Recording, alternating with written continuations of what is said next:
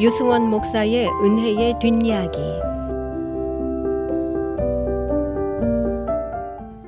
사람이 잘 변하지 않습니다. 특히 인사 문제에서 낭패를 많이 겪은 사람들이 흔히 하는 말도 있습니다. 사람은 고쳐 쓰는 게 아니다. 사람이 생각처럼 잘 변하지 않는다고 느끼기 때문입니다. 저도 그렇게 느낄 때가 많습니다. 그러나 우리 기독교는 변화를 강조하는 변화의 종교입니다.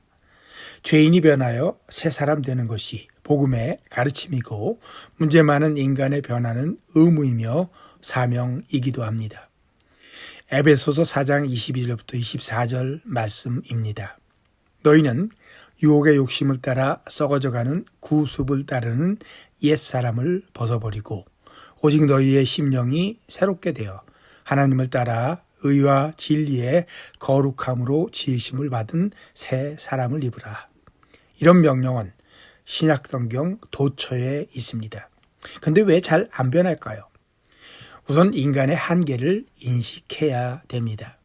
변화가 확연하고 분명하고 순식간에 일어나서 다시 바뀌지 않는 것이라면 조금 전에 읽은 이런 성경의 권면들은 굳이 할 필요가 없었을 것입니다.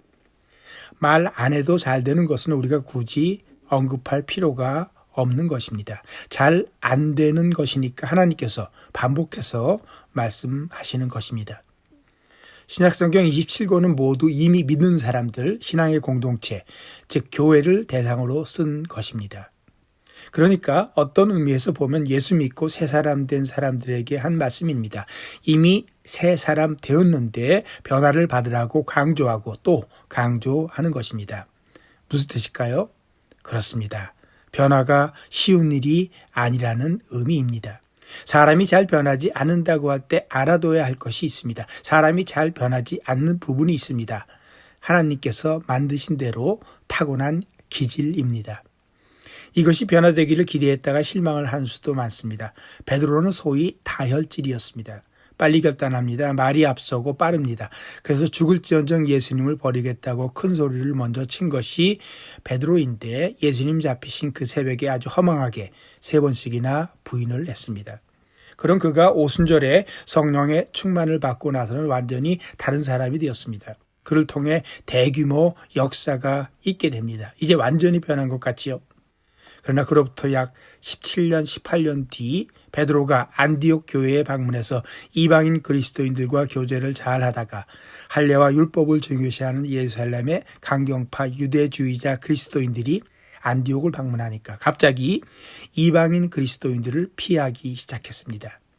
베드로가 변했다고 생각했는데 자신감 넘치다가 어떤 상황이 되면 약하게 무너지는 그 기질적 약점이 또 튀어나왔습니다. 바울은 또 어떤가요? 정말 한 기질하는 사람이었습니다. 그러던 바울이 새 사람이 되었습니다. 그리고 가르침에서 믿음과 사랑을 강조합니다.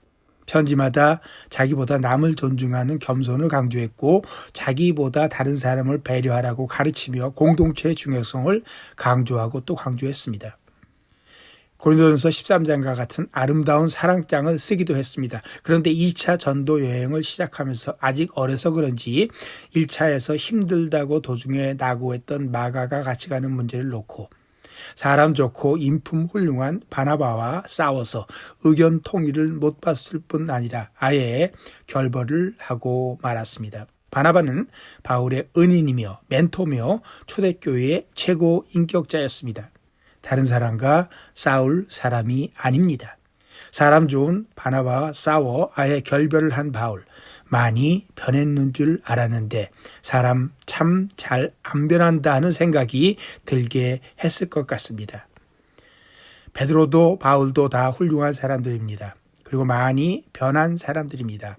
그런데 그들의 기질은 결정적인 순간에 상황이 안 좋을 때 다시 튀어나와 주변 사람을 힘들게 하고 놀라게 하기도 합니다.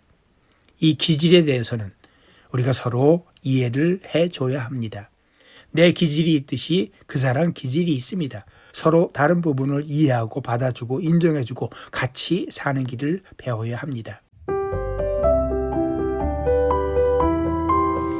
지금까지 시카고 언약장로교회를 섬기시는 유승원 목사의 은혜의 뒷이야기였습니다.